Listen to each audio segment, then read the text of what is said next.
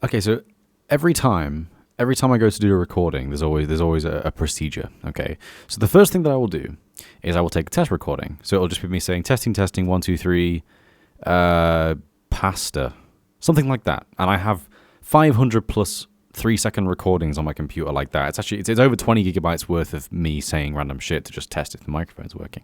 And then my second thought is always to go, how do I want to introduce my video today?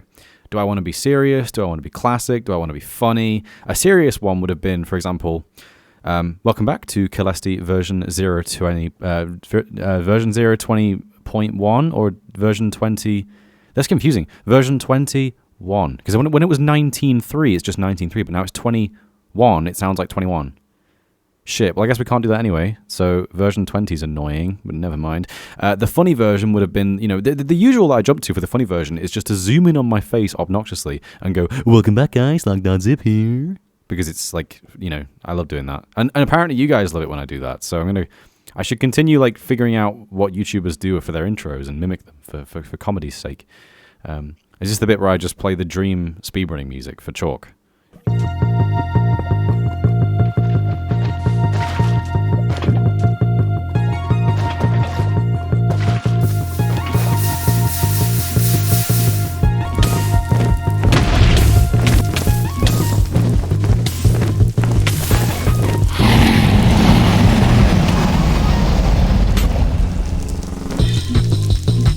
You're welcome, Chalk. There you go. And then obviously there's the classic one where it's like, welcome back, guys. My name is Excalibur, and today we're going to be showcasing Caelesti version 0.20.1. That's not 21, that's 20-1 or 20.1, whatever you want to call it. And today's update is entirely about glass panes, as you can see. Actually, they're kind of over there, so I guess it works anyway. But yeah, I have done it. I did it, guys. I fucking did it. I did the CTM for every single one of the glass colors. Not manually, weirdly enough. I had a lot of help with Ewan from this. He basically sent me a program which is not available on his website, which basically allows you to convert an entire pack into one image. It's basically like a sprite sheet maker. So what I did was I made one of the glasses. I think it was actually red glass was the first one that I made, the only one that I made manually. And then I opened all of the other glass types in the sprite sheet maker, replaced the colors using the fill tool, and then just saved them again. And it was as easy as that. So yeah, I thought I was going to spend ages basically making every single color of glass manually, but instead I just did it like that. I just fucking did one and then did the rest automatically. And trust me, it was still very time consuming, but it was a much, much faster way of doing it. So all the different stained glass colors are now done in terms of CTM, but we'll get to those in just a moment. They are down the list as usual. But as you can see here, there's also been a focus on some other things in this update. One thing that I have never done in resource pack making is rails, and I've wanted to do rails for a very, very long time. Boy, was I wrong. Rails were a nightmare. I do not look forward to doing Rails ever again if I ever do, so I don't expect to be changing these anytime soon. But if you don't like anything, please tell me, and I will probably change it because that's how I am. Yeah, as you can see here, Rails now have a cool 3D model. Yay. It's very simple. I mean, it's only exactly what every other person who's done a rail model would do, as far as I'm concerned. We have the diagonal, beams or sleepers, as they're apparently called, at the corners of Rails, as you can see there. I'm really torn between making it the, over-modeled bent rail, and sort of, I don't know what the fuck I would do with the top texture, but, making it sort of so it's 22.5 degrees, 45 degrees, and 22.5 degrees again, to have an actual curvature to the rail, as opposed to this terribly over-modeled pixelated version of the rail, but both look shit. So I'm really torn as to what to do. This is technically more consistent with my style, but the fact that Minecraft can have rails like this in general is just awful, in my opinion. I get why Minecraft has turny rails, it makes complete sense, but they're so awful to model. I get it, a flat texture's fine, but modeling, ugh. It's bad. So this is about the best solution I can come up with, and I do think it looks quite nice. As you can see here, I've got my usual style cartoony limited palette for both the wooden sleepers, which have the same neutral wood palette as the ladder, and also the chests that have been updated in this update as well. And of course, the rails have a generic, mid-grey tone for the iron bars that you would have on the rails, and I think they look really good. I'm really happy with them, but more so, I'm really happy with these fancy rails. As you can see here, the most simple one is actually the activator rail. All it is the regular rail, but just with a slightly wider bit at the right, which lights up whenever there's redstone applied to it, as you can see there. Activator rails are arguably the most simple rail type, other than obviously the regular rail, even though these ones can't have curvature, so I guess they are more simple actually. But yeah, that's it really. It's just, a red line on the side to signify redstone. What I really would have loved to do with these rails is have it so that we could recognize the distance away from the redstone source this is, and then basically change the texture based on that value. But rails are so old that they don't have that. As you can see over here, rails actually do have a limited distance as to how far redstone can travel down them. Don't get me wrong, the behavior with rails is really odd. If I turn that one on, and then turn that one off. Okay, well, it's inconsistent. Wait, where does it go to? Hang on. No, that is right. Okay. It's inconsistent. I don't know. There's like a... How do I get this to work? Okay, that's weird. See? That shouldn't happen. That's weird. Let me try this again. So turn that off. Oh, you see? You see? And now if I turn that off and on again, it's not as far. See, rails are weird. Rails are very, very weird. The reason why rails are weird is because they don't use block states to detect how far away a redstone pulse is coming from. So usually what you would have on the sidebar here is like distance 1 to 15, which is what the rails should actually use. Or it's not 1 to 15. What should it be? 1, 2, 3, 4, 5, 6, 7, 8, 9. So they can go 9 away from a redstone source. Now what we should be able to do is detect how far away that is and then change the texture or the brightness of the redstone based on how far away it is so that it looks like how normal redstone does when it fades away from a lever. For example, we can just put them side by side here. So redstone dust like that, full brightness, and then it gets dimmer and dimmer and dimmer and dimmer and dimmer and dimmer and dimmer and dimmer until eventually it's just off, as you can see there.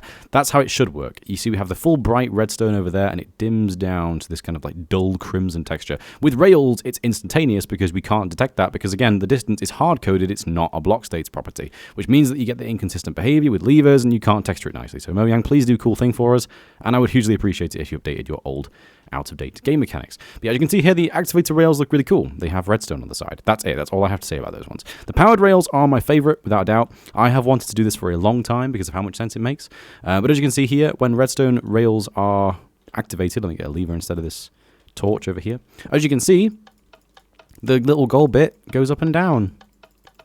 As you can see, I'm definitely not the first person to do that. Hey, I'm not the first person to do that by any means. But I still think it's really nice. I think it's really cool. Some of you will know, when you put a cart on... When you put a cart, yes, we have a new cart model, on rails, they actually slow down and get a crap ton of resistance when they're on top of a powered rail, when the powered rail is off. But when they're on top of a regular powered rail, it's on, then they speed up, as you can see there. So it's like the opposite effect. If you push a rail on a regular rail, it will not have any resistance. It will just keep going for a bit and eventually stop down the line. But if you push them on a powered rail that is unpowered, it will basically, drag behind. Now, my reasoning behind this is the idea that if the gold is raised up a tiny bit like that, 1 pixel above where the rails are, maybe then literally the minecart is like sitting on top of this gold, and you're literally pushing it down this line of gold. Like the wheels aren't even touching the bottom bit when it's unpowered. So the idea that this middle section drops down when it becomes powered, in my opinion, makes a lot of sense because it means that the minecart's losing that intense resistance from the gold bar underneath it, which I think looks really cool. The detector rail is also really cool. Again, I like both of these more than either of the other rails because I couldn't really think of anything creative. But as you can see here, the detector rail actually has a little redstone output on the side, which I think is amazing. It works perfectly with the likes of repeaters and also redstone dust as well. As you can see here, if I get myself a rail, we can put a repeater on the side. And as you can see there, the redstone is actually pointing into the repeater. It actually connects up nicely, as you can see there. I think that looks really good. Personally, I have never seen anyone do that before. I think it looks really nice. And that's about all I have to say about it. So yeah, obviously there is a flaw there. Detector rails do give out redstone in every direction, so it doesn't make complete sense, but there's only so much we can do. So there you go. But yeah, moving on from there, you can see here we have slanted rails. Now, this should be quite simple, but it's not, unfortunately. You wouldn't usually have such a long segment of the video for raised rails, but let me explain. And this may be the make or break moment for you with Caelesti, because I have done a bad, and I will explain now.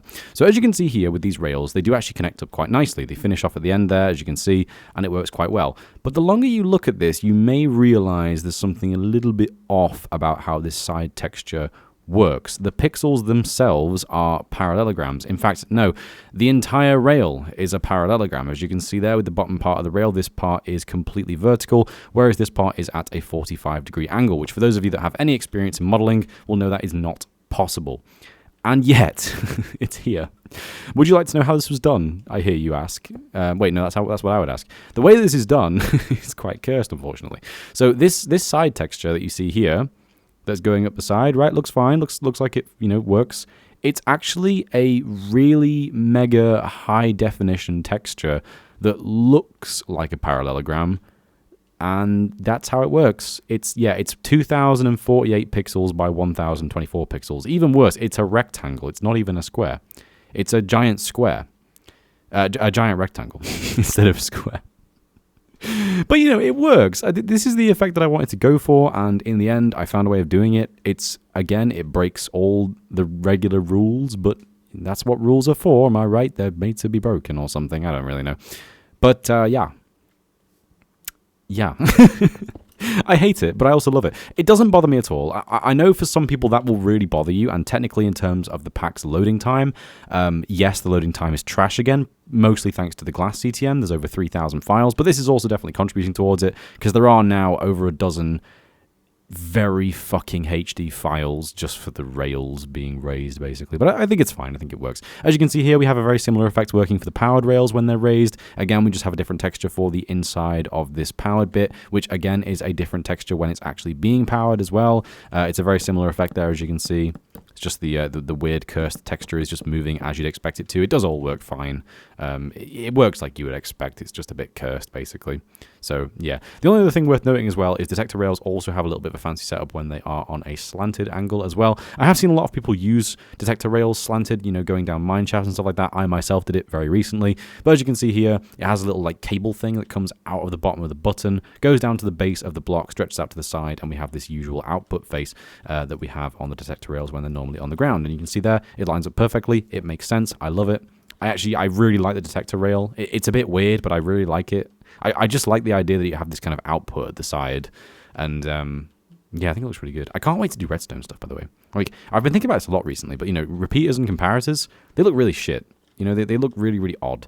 And I feel like it would be really easy to do something cool with them. Like, I'm not even talking just, like, texture-wise. I'm talking, like, model-wise. Because you could change the shape of these torch thingies on top quite easily. And it would not be hard to do. And it would be, you know, these things have a lot of properties as well. Let me think about this. So this one has delay.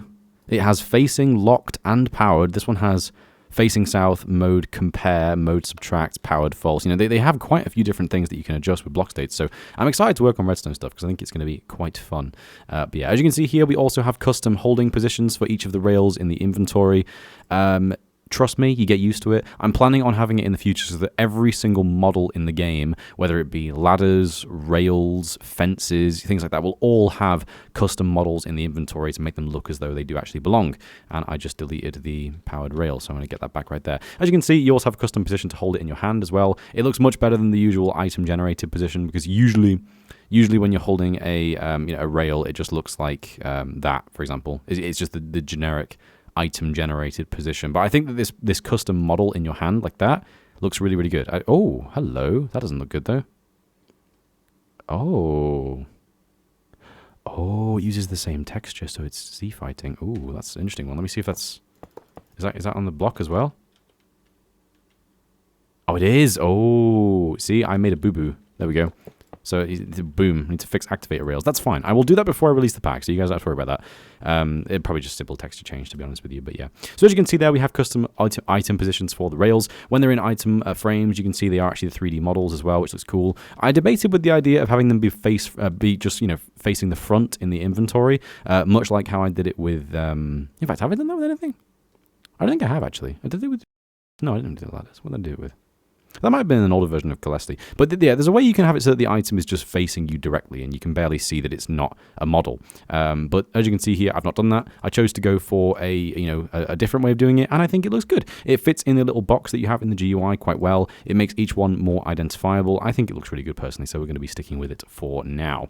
Moving on from that, we have Minecarts. The number of custom entity models in my pack just increased massively, as you can imagine. But as you can see here, we have some quite interesting things to talk about, mostly because of this boy. So, first of all, the minecart. I do not like the minecart in vanilla Minecraft. I think it's one of the shittest looking things in the game. It's just a tiny hollow cube with some really shit looking wheels at the side that you can very clearly see are just, you know, rectangles basically. I really wish that we could have it so that there was actually a rotating model underneath the minecart for wheels. If you could do that, I would have already done it. And honestly, I'm really hoping that at some point in the future it will become possible again. As some of you will know by now, I do ask Ewan for a lot of help with custom entity models, as he is basically the CEM master, apart from a few others in the community. And he does help me out a lot with these things. And again, he mentioned to me that he's already tried pretty much everything possible to detect the minecart moving. Most mobs follow a rule which is called lim_swing, which basically detects how far, you know, it detects basically how much the mob has moved, recently. And of course, minecarts not having limbs don't do that. So there's not really any way to detect when minecarts are actually moving. Therefore, you can only have wheels that rotate always or never. So what I chose to go for was the lesser of two evils and basically just had static textures on the side, much like the vanilla texture, but they're very hidden away because they're kind of underneath a lip on the side of the minecart. So you get a hint of black occasionally, making it look as though there might be wheels underneath. But as long as you're not specifically looking for them, getting far away and zooming in, you won't really see how it looks up until the point where it doesn't really matter anymore, basically. But yeah, and it textures the whole thing. I think it looks really nice. It's a different color to the regular minecart. Again, I like this a lot. It looks more like a little bit like weathered iron, like rusted iron. And of course, you have these like bars on the inside, which basically look as though... have I made a boo-boo here? What did I do wrong? Oh, no, that's fine, yeah. Wait, what? I'm not sure that should be a different color to the one next to it, but I'm not entirely sure. Maybe I'll change that, actually. Oh, no, wait, no. No, yeah, that's fine. I think that's fine. I think it looks fine anyway. But you can see that we have the minecart. So, in the future, I am planning on having custom entity models for all 5 of the minecart. I know there's 7. I'll get onto it. But as you can see here, I've only done the chest so far. Usually, the minecarts work is you have the minecart itself renders as it normally would, and then you also have the associated block rendering inside the minecart. If I go inside the chest, you can actually see the original chest is actually just still in here, just chilling on its own. But I've got this like much larger, fancier looking chest, which makes the item look a lot more unique. Now, the reason why I wanted to have the chest look like this is for a very, very specific reason. When minecarts go around corners, they do not rotate correctly. It's hard to explain it without showing you a side-by-side comparison. So maybe if I just stand here and just kind of like wait, maybe me in post-production will be smart enough to actually show you a little video on screen right now of how minecarts usually look. Basically, whenever minecarts switch direction, they revert back to a specific direction. So if you have a directional minecart, which the vanilla one is, because of course you have the chest thing. What is that called? The chest knob? I don't know what it's called. We're going to call it a chest knob. That's fine. If you have the chest knob on the front and the minecart goes around a certain direction, the chest knob will basically rotate round and make absolutely no sense. And again, this is one of the many features in the game that Mojang will never, probably never update, simply because of how obscure it is. But it affects me, and I can fix it, so I decided to fix it. So what we have here is a chest which is not directional in the direction it's facing. It has, chest knobs on both sides, as you can see. And as it goes round corners, the chest knobs rotate as you would expect, and I think it looks really good. I also like the idea that this chest is much larger as well. It makes it seem much cooler that you have this big old chest, as you can see. It does bother me a little bit that it doesn't really make any sense. You couldn't really open both sides of the chest at all because of the position they're in, but the chest doesn't open anyway, so it doesn't really matter, I guess. But I think it just looks like a cool vibe anyway. But as you can see here, I haven't done the furnace yet, simply because I haven't gotten around to texturing the furnace. I do have plans to texture stone, cobblestone, and all things associated with it. So, the furnace, the brewing stand, stone bricks, all that stuff. I have plans for all of that stuff, but I'm waiting until 1.17 has been released. Because obviously I want to use Optifine to do cool things with the cave update, basically. So I will get around to doing this in the future. I have a cool idea for what to do for the furnace minecart. I've got like a steam engine idea. So like a little chimney in the middle for the smoke to come out of, and then obviously furnace textures on both sides that it doesn't randomly rotate around. Actually, what's wrong with me? I mean, I probably put the video on here before, right? But let me just show you with the furnace. Okay, so furnace texture.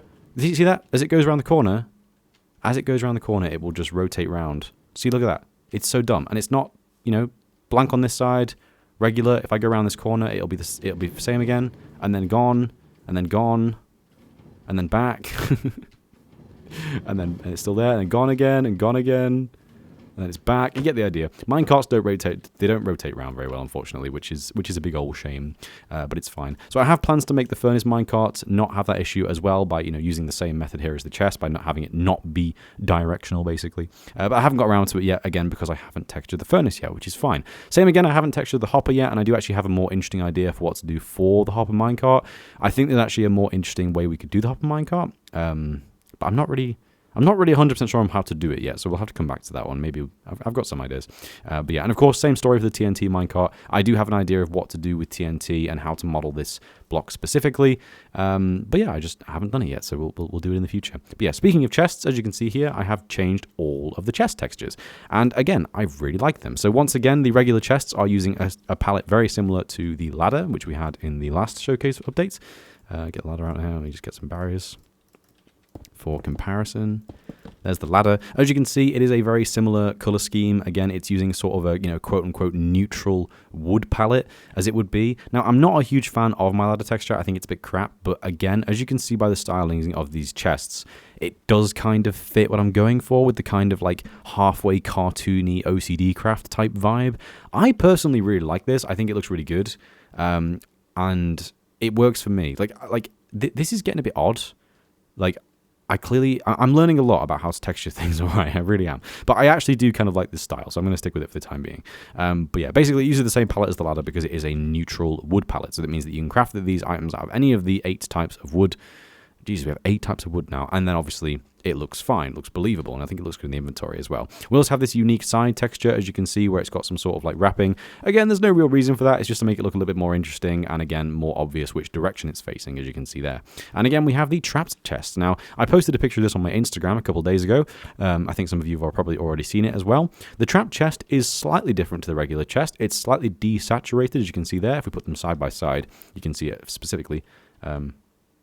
Yeah, you can see there that the trap chest is slightly desaturated. And it also has this sneaky little creeper texture on the sides and the back as well. Now, my reasoning behind that is if you did want to have this be a trapped chest and try and fool somebody, obviously if you put this alone in a room, someone might not immediately notice that it isn't just a regular chest because the only difference that you see immediately is that it's just a slightly different color. But of course, if you were to see it from a different angle, you'd be like, oh yeah, creeper face. Okay, so in other words, if you want to use trap chests in Caelesti, they're actually very sneaky, but you have to just use them in a specific scenario, which I think is quite cool. So there you go. We have chests. I think they look really nice. We have glass panes. Now, again, this is the glass pane update. So glass panes have been done. Hell yeah. Which one shall I use to showcase it? Because I'm not using all of them. That would be a pain. Let's use cyan. Cyan stained glass.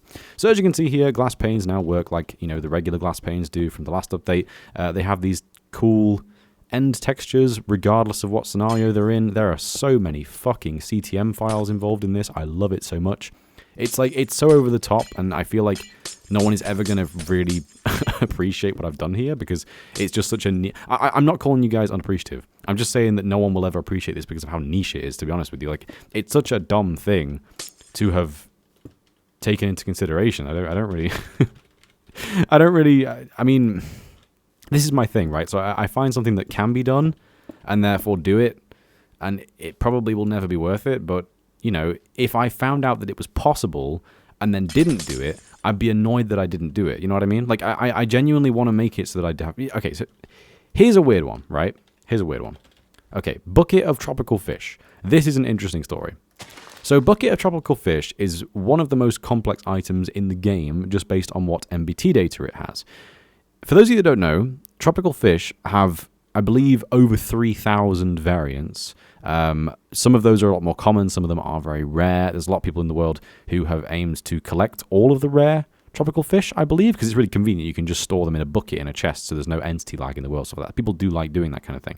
You can specify a unique texture for every single fish variant. I'm talking 16 different models and 16 times 16 colors. So it's 16 times 16 times 16 tropical fish variants, and you can make a CIT texture for every single one of them. It's over 3,000 individual textures, but again, it's possible. Like, it's possible, therefore I want to do it, even though there's probably no good way of doing it apart from just manually. But again, it's possible. So why shouldn't I do it? You know what I mean? I don't know. We'll get around to doing it at some point. Anyway, glass panes, that's what we're talking about. All the glass panes have now been done. This includes the blocks as well. If I go to cyan stained glass, you can see the glass have been done as well. Yeah, so it's all looking good. As usual, the glass blocks have a different opacity to the panes, as you can see, simply because the glass blocks now have that weird inverted cube thing that I really like.